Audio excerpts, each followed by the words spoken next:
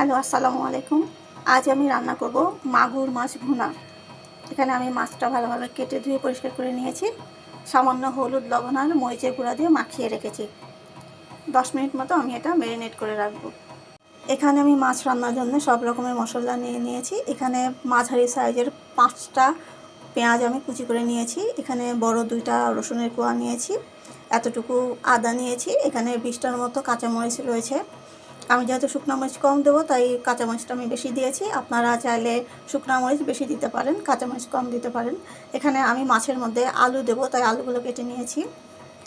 আর এখানে আমি হাফ চামচ মতো মরিচের গুঁড়া নিয়েছি, হাফ চামচ হলুদের গুঁড়া আর 1.5 চামচ আমি জিরার গুঁড়া নিয়েছি। 1 চামচ ভরে নিয়েছি আর হাফ চামচের মতো জিরার গুঁড়া নিয়েছি। 1.5 চামচ মতো জিরার গুঁড়া নিয়েছি। এখানে হাফ চামচ মতো ধনিয়ার গুঁড়া নিয়েছি।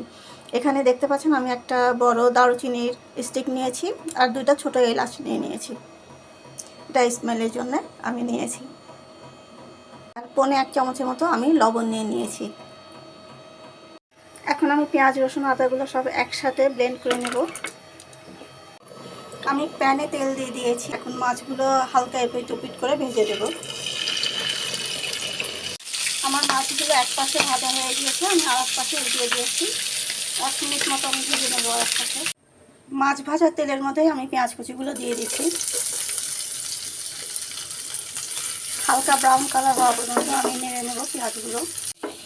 পেঁয়াজগুলো ব্রাউন কালার হয়ে গিয়েছে। প্রথমে হলুদের গুঁড়া, মরিচের গুঁড়া, জিরা 1.5 চামচ, ধনিয়ার গুঁড়া হাফ চামচ, 2টা কেটে রাখা এলাচ, একটা দারুচিনি, কেটে রাখা কয়েকটা কাঁচামরিচের ফালি আর লবণ 1 চামচ, আর ব্লেন্ড করে রাখা আদা, রসুন আর পেঁয়াজ আমি এর মধ্যে দিয়ে দিচ্ছি।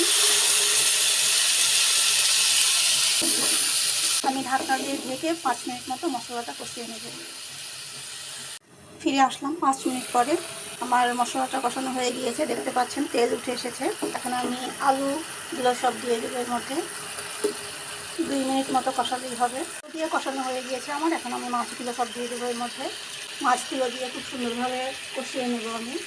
আমার মাছগুলো কষানো হয়ে গিয়েছে, আমি এখন পানি দিয়ে দেবো এর মধ্যে। যেহেতু ভুনা করবো মাছটা তাই পানি একটু কমই দেবো। দেখতে পাচ্ছেন আমি কতখানি পানি দিয়েছি এর মধ্যে। এখন আমি কেটে রাখা কয়েকটা কাঁচামরিচের ফালি এর মধ্যে দিয়ে দিব। 15 মিনিট মতো আমি এটা জাল করে নেব। আমি এই পর্যায়ে কিছু বেরেস্তা দিয়ে দেব। এই তো কমপ্লিট হয়ে গিয়েছে আমার মাছ ভুনা। ভিডিওটা ভালো লাগলে সবাই প্লিজ লাইক, কমেন্ট, শেয়ার করবেন আর আমার চ্যানেলটাকে সাবস্ক্রাইব করে রাখবেন।